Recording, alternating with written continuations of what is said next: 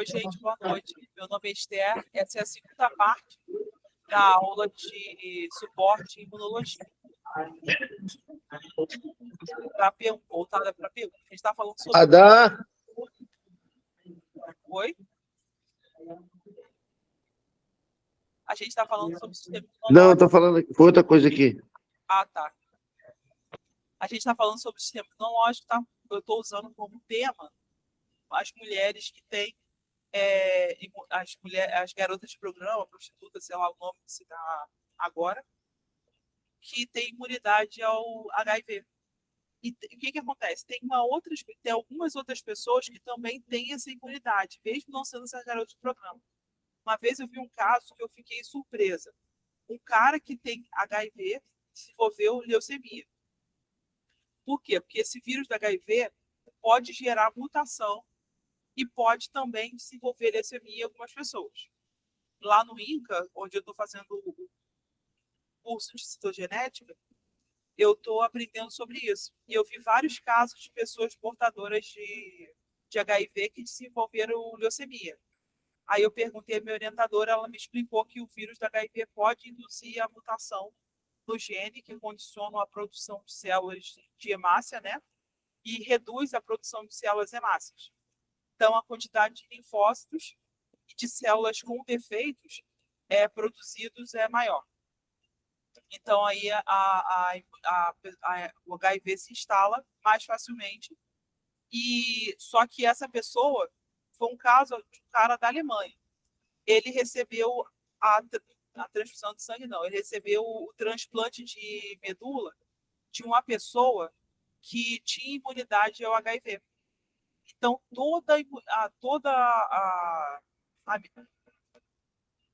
a medula dele começou a reproduzir essas células de defesa que tornam o corpo imune ao HIV. Então, ele conseguiu segurar da AIDS. Isso é um caso raro, porque ele teve a sorte de receber a transfusão o transplante de medula de uma pessoa que tinha a mutação que impede que ela fique com HIV. Porém, é necessário observar por um tempo se essa proteção é permanente. Porque pode ser, como o HIV é um vírus recombinante, ele é um vírus de RNA. Então, todo vírus de RNA é um vírus recombinante. Ele pode criar uma barreira e pode causar uma alteração nesse DNA novo que entrou em contato com esse doador. E assim induzir a redução, vamos dizer assim, dessa proteção da pessoa. Tem que esperar, porque é uma coisa nova que foi descoberta não tem nem 5 anos e não se sabe se a pessoa está há tanto tempo sobre isso. Eu vou até pesquisar depois que terminar a aula e colocar lá no grupo para vocês essa matéria que é muito interessante de se ler. Porque às vezes teve uma AP que cobraram isso. Vamos lá, número 3. O sistema complemento pode iniciar a sua ativação das moléculas C3, MBL, C1, QRS, sendo que cada uma dessas moléculas caracteriza o início de uma das vias do sistema complemento. Concorde ou discorde das afirmativas abaixo, justifica sua resposta. Isso cai muito. Eu recomendo vocês estudarem essa questão 3 aqui, que eu tenho certeza que pode repetir. Aqui eu tenho certeza que vai cair. Essa questão 3 e a questão 5, que eles cobrem exatamente do jeito que está aí, tá? E a questão 7 provavelmente também vai cair. 3, 5 e 7. Eles sempre cobram igualzinho que está aí. A via iniciada pela molécula C3 está associada à imunidade adaptativa. Primeiro, você tem que entender que todas as vias iniciam com C3. Sem a molécula C3, nenhuma delas funciona. Porém, a via que todas as vias iniciam com C3.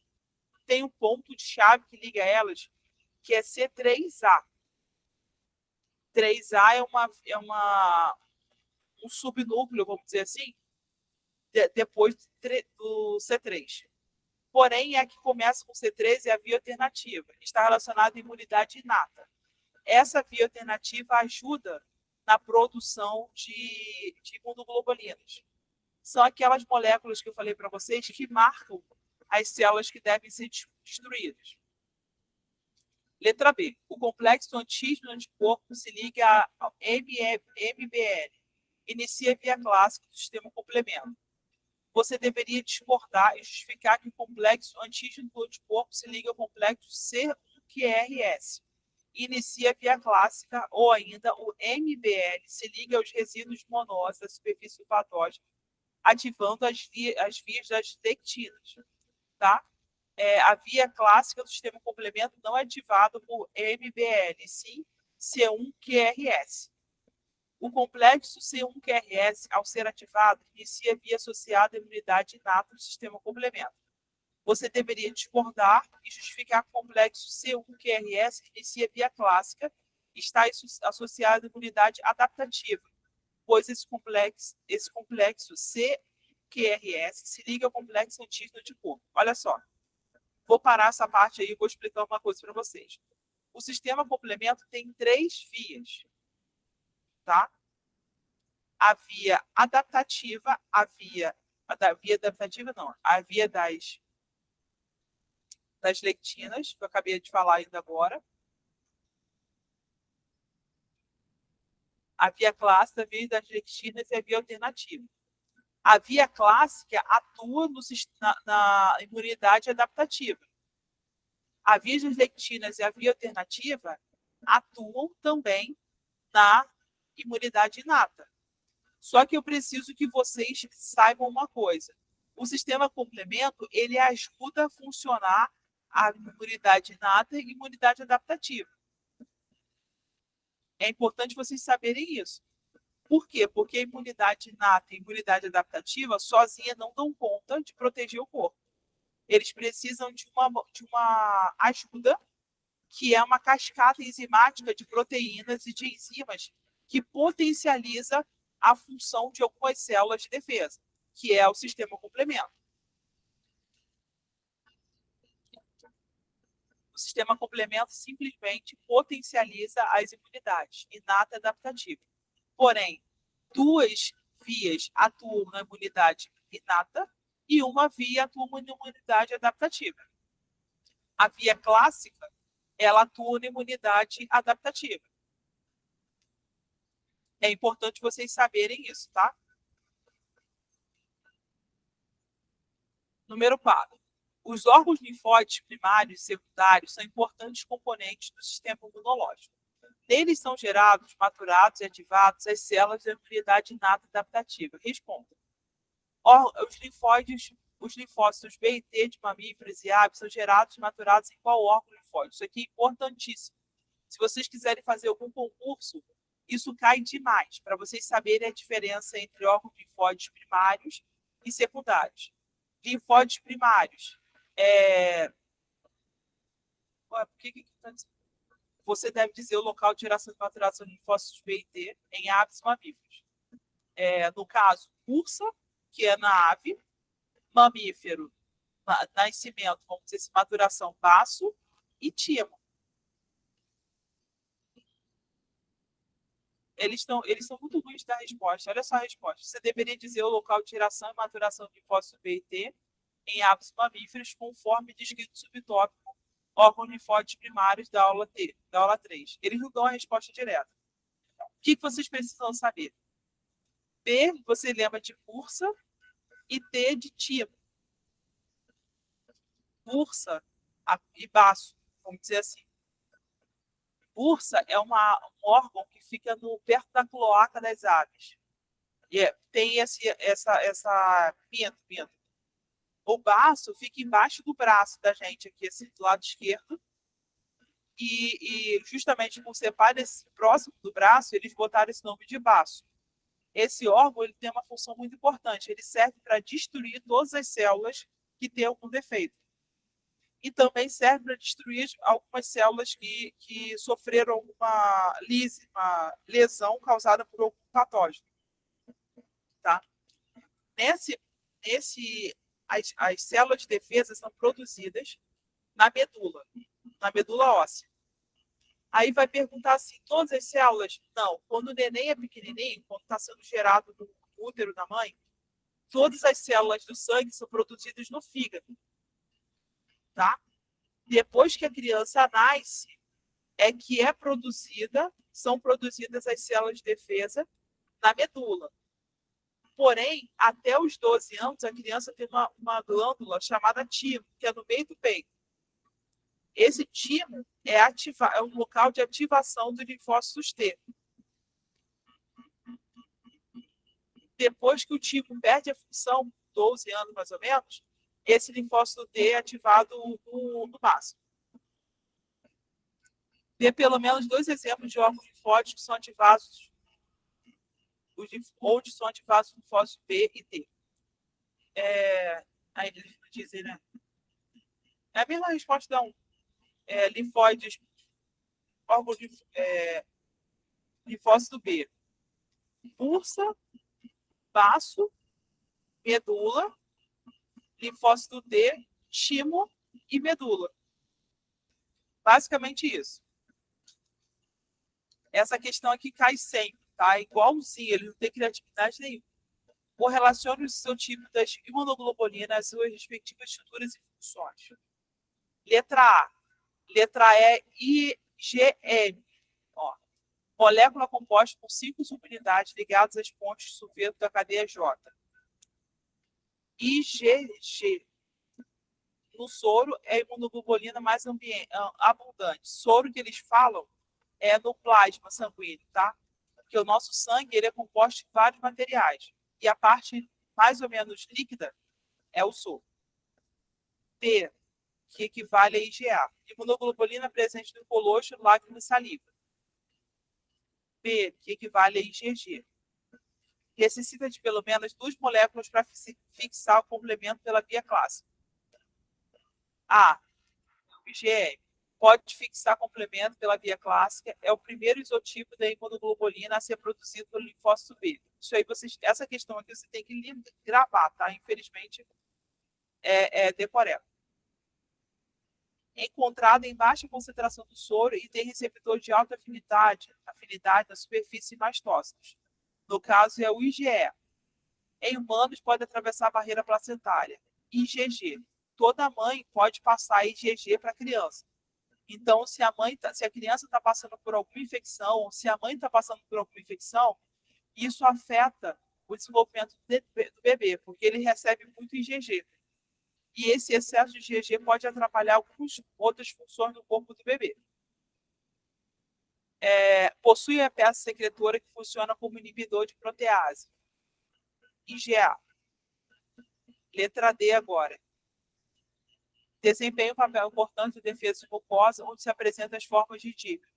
Olha só, quando a gente tem as nossas mucosas, nosso nariz, nosso olho, as nossas partes íntimas, ali possui muito anticorpo. E esse anticorpo é mais eficiente contra vários tipos de patógenos. Porém, não é eficiente dentro do corpo, mais eficiente nesses patógenos externos. Controle de bactérias, entendeu? De alguns vírus. Tem tropismo pelos mastócitos e basófilos, está associada a reações alérgicas. IgE. A pessoa que tem muita alergia, ela acaba produzindo uma quantidade maior de IgE na corrente sanguínea. Então, quando você vai fazer um exame de sangue, percebe que aquela pessoa tem algum processo alérgico, porque ela tem uma quantidade muito grande de IgE na corrente sanguínea. Faça o esquema de uma molécula de IgG, incluindo cadeias leves e pesadas da região da dobradiça, regiões FAB e FC e pontes de sulfeto. Odeio quando eles falam desses desenhos aí que são antigos.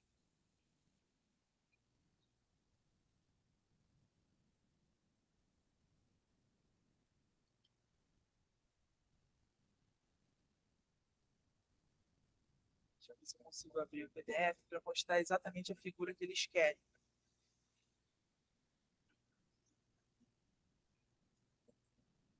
Só um momento, gente.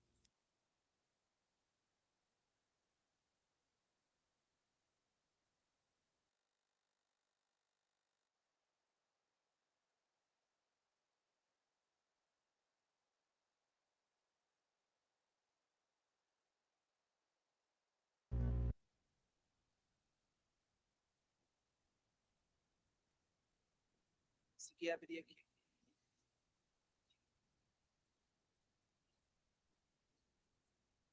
Qual é a página? 120? 124.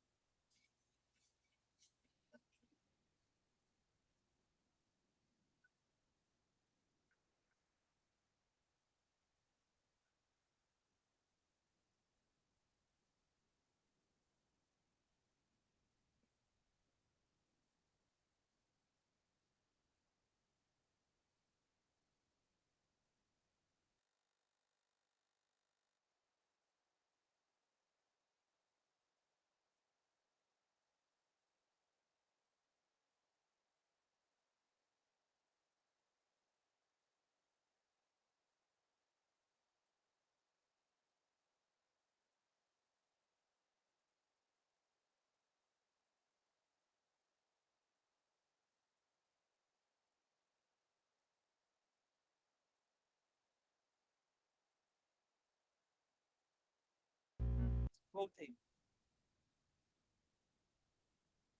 124. O que que tá aparecendo? Ah, tá. Peraí que eu vou compartilhar a tela com vocês.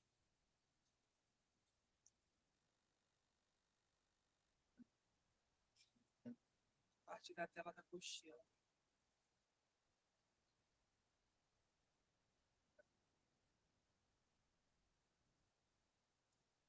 Vocês conseguem ver isso aqui? Sim. Tá, deixa eu ver se eu consigo aumentar essa imagem aqui. Atualizou o meu PDF. Estou aprendendo a usar ainda. Aqui. Isso aqui é um anticorpo. Tá vendo esses bracinhos aqui para o lado esquerdo e para o lado direito? Essas são as estruturas que se ligam à região que precisa entrar em contato com o patógeno, tá? Então, aqui, ó, VL, CL, CH2, CH2. Esses bracinhos é que se ligam ao patógeno e esse bracinho consegue, por meio dessas pontes de sulfeto, se ligar ao patógeno para tentar, vamos dizer assim, prender ele e iniciar o processo de destruição dele. Essas imagens aqui são importantes porque eles costumam cobrar que vocês saibam diferenciar. Deixa eu ver, isso aqui é 126, né? Aqui está dizendo um outro desenho, ó. Região determinante do complementariedade. Sítio de ligação do antígeno. Região determinante de complementariedade. Isso aqui é o local, essa parte aqui, ó, é o local que o anticorpo se liga ao patógeno, tá? Para ativar o processo de destruição dele. Imagine que você quer comer uma azeitona. É difícil você comer uma azeitona com uma colher. É mais fácil você comer uma azeitona com um garfo. Por quê? Porque o garfo encaixa direitinho na carne da azeitona e você consegue pegar ela e comer. Se você tentar cortar a azeitona com uma colher, é mais difícil, porque a colher não encaixa na carne da azeitona com facilidade. Mas o garfo você consegue enfiar nela e poder para levar na sua boca. A mesma coisa acontece com um anticorpo. Cada anticorpo ele tem um ligante específico que pode se ligar ao patógeno e iniciar o processo de destruição dele. É como se você colocasse uma etiqueta. O linfócito B ele varre todo o corpo para identificar quais são as células marcadas para destruição. Uma das formas mais comuns de marcar a célula para destruição é colocar um anticorpo. Esse anticorpo inicia o processo de destruição do patógeno e ativa o nosso sistema imunológico para tornar o nosso corpo mais protegido.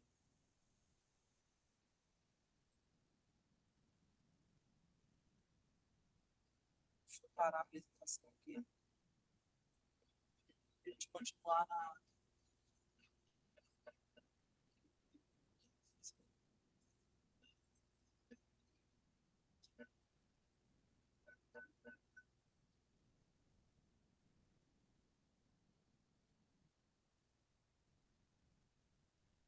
Tá, voltando. Aquele desenho que eu falei para vocês é um anticorpo, só que eles querem um anticorpo específico IgG. Aí vocês precisam colocar lá os anticorpos específicos. Eu vou colocar a figura, que eu não sei se tem na apostila, eu vou dar uma olhada depois, cada um dos anticorpos que eles podem pedir para vocês desenharem. Ah, a diferença entre anticorpo fulano, anticorpo britano, por que, que o anticorpo fulano é mais eficiente no combate a um determinado patógeno do que o outro?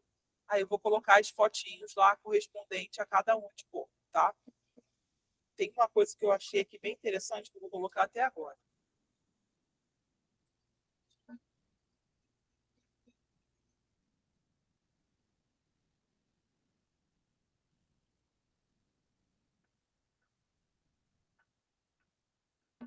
Só não sei qual é a página. Deixa eu dar uma olhada na página que eu vi isso. Página 131.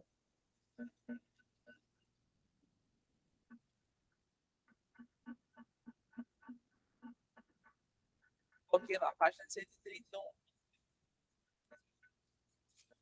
Voltando aqui. No processo de fagocitose, qual a função dos PRRs e PAMPs? Na sua resposta, você deve dar 2 exemplos de cada uma das moléculas. Vamos lá.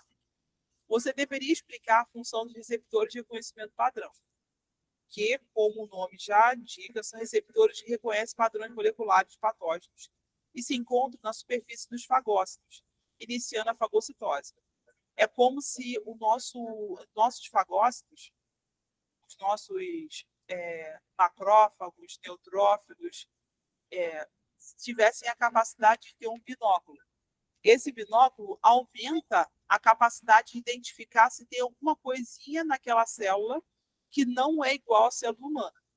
Então, ele identifica o quê? Os PAMPs, que são proteínas que não são humanas e que estão presentes somente em patógenos. E dar pelo menos 2 exemplos de TLRs, receptores de manose, etc.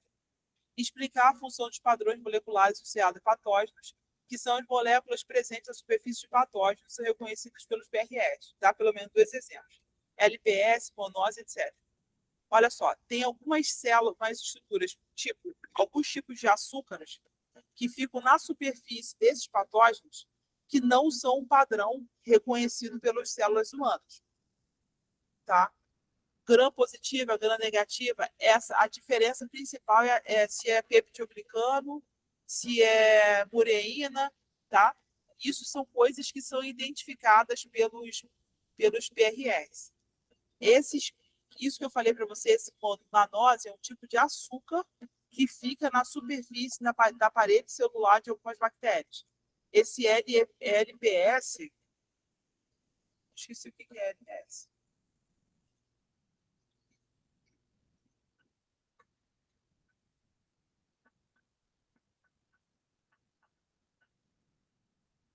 Sim, achei aqui. Endotoxina ou lipopolissacarídeo, uma forma de açúcar. É uma substância ligada à parede celular de bactérias gram-negativas com o próprio propósito de manter a integridade de suas paredes celulares. Tanto a manose quanto o LPS são tipos de açúcar. Manose é gram-negativo positivo e LPS é gram-negativo. Então, se a célula do nosso corpo, principalmente o linfócito B, qualquer célula de defesa, qualquer um, aqui está dizendo TLS, né, que são receptores TOLs, né, que são receptores que são produzidos pelos linfócitos T. Tanto o linfócito B quanto o linfócito T, eles têm esse PRS. Eles conseguem identificar algumas células que não funcionam, não são de origem humana. Então, eles vão lá e mandam um anticorpo para esse anticorpo iniciar o processo de destruição. Algumas células são tão pequenas que conseguem ser fagocitadas. Tem algumas bactérias que são pequenas, tem alguns vírus que são pequenos, menos complexos. Então, eles conseguem ser diretamente fagocitados. Isso facilita o processo de combate, né, à infecção. Mas nem todas as células conseguem ser fagocitadas diretamente. Então, é necessário um outro processo, que é a produção de anticorpo, para esse anticorpo começar a destruir essa célula, para depois começar a quimiotaxia e com a quimiotaxia começar o processo de... Eu não sei se eles vão cobrar nessa prova, porque não cobraram na D1. Mas tem um negócio chamado, falei, opsonização. Já estudaram opsonização? Sim. Então, a opsonização também é um processo que as células de defesa utilizam para destruir o patógeno. Porque não é só comer ou fagocitar ou pinocitar.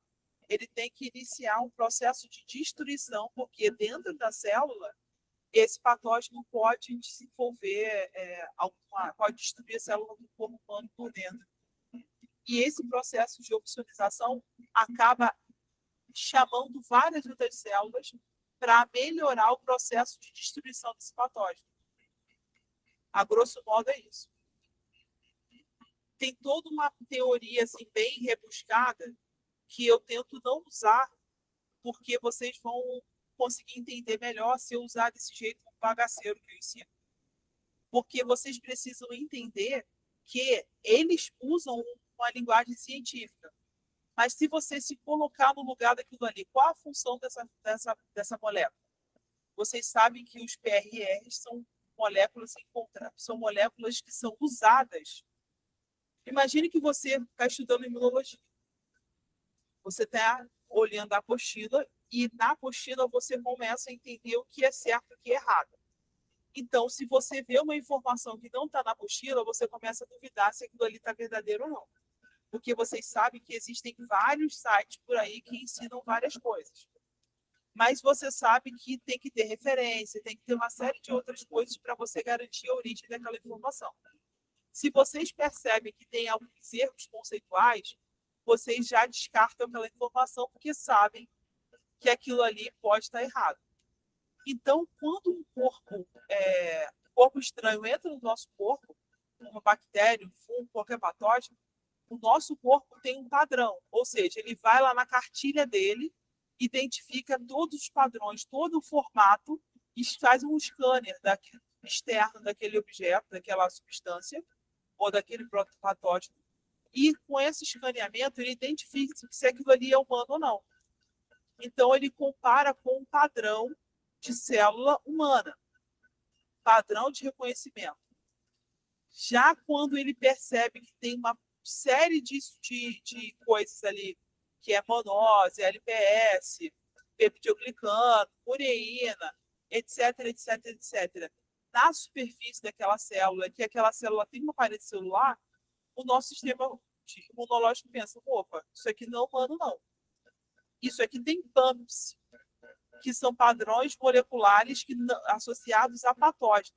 Então, eu vou começar a chamar meus amigos para me ajudar a destruir esse patógeno. Porque se eu não controlar o patógeno, o que vai acontecer? Esse patógeno vai se reproduzir e destruir o meu corpo. E eu não quero isso. Então, é isso que acontece com o nosso corpo. Ele consegue reconhecer e comparar aquele patógeno com um padrão de células produzidas pelos seres humanos. E quando ele percebe que aquele patógeno não está dentro daquilo que ele considera como certo, ele inicia o processo de opsonização, que é de destruição daquele patógeno. Gente, vocês querem me perguntar alguma coisa? Quer tirar alguma dúvida? Tem um tempinho ainda.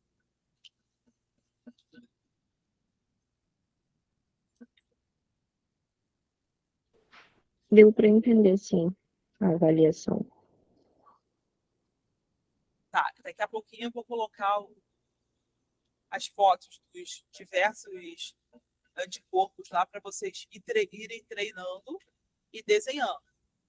Vocês precisam saber, pelo menos, todos esses aqui, ó. IgM, IgG, IgE, IgA, tá? Que eles podem cobrar isso na prova. O desenho, essas letrinhas associadas a eles, ó. Essas letrinhas que são a estratégia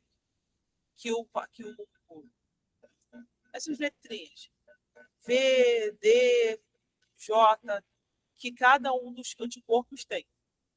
Isso aqui é uma forma de facilitar o contato ou eficiência de destruir algum patógeno, alguma substância. Eu estou falando isso aqui, vocês falaram assim, mas isso aqui, o que tem uma coisa a ver? Isso aqui está falando de um RAS. RAS é um gene que controla a produção de linfócitos T e B, certo? Só que o anticorpo também tem algumas letrinhas que identificam. É como se fosse o sítio de ativação. A gente tem os dedos. Cada dedo tem uma função. Então, cada letrinha ativa a função do sítio de ativação do anticorpo para tornar ele mais eficiente no combate a patógeno. Tá bom, gente? Oi, Jucimar, pode falar. Então, Esther, é sobre essas vias aí, a clássica e são mais duas. Quais são? Não entendi a pergunta. O sistema complemento. São 3 vias. São Uma é 3 clássica, né? Isso, Que clássica das atua no lectinas e alternativa. A outra é qual? Por favor.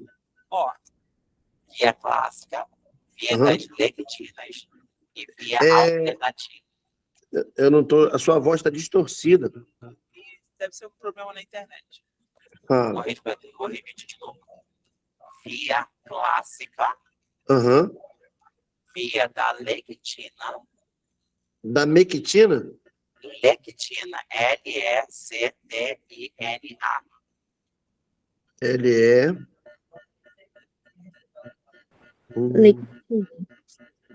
A lectina. Isso, lectina. Essa atua também no sistema complemento? Todas elas são do sistema complemento. Oi? Todas elas são do sistema complemento. Tá. A outra é qual? A lectina e qual é a outra? Via alternativa. Alternativa, tá. Isso. Somente a via clássica atua na imunidade adaptativa. Tá. Somente.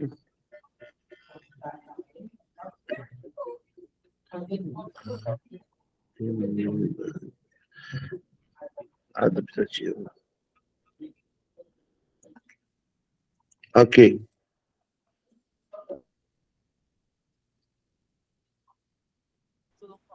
Essa é a nossa última aula antes da P1? Não, tem quarta-feira também. Tá bom. Você vai disponibilizar esse material, Esther?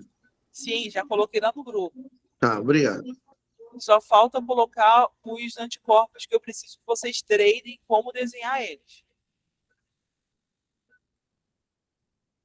Então, as questões que mais tem que dar atenção aí, no caso, a todas, mas a que tem mais que se preocupar, 3, 5, 6 e 7, não é isso? Isso. Isso eu tenho Ok. certeza que vai cair. Ok. Essa do gene pode cair, mas eu não tenho certeza não. Mas essa da 3, da 5 e da 7, com certeza cai. Ok. Tá bom, gente? Muito obrigada pela participação de vocês. Boa noite, Esther. Muito obrigado a todos e a você noite. também. Muito obrigado.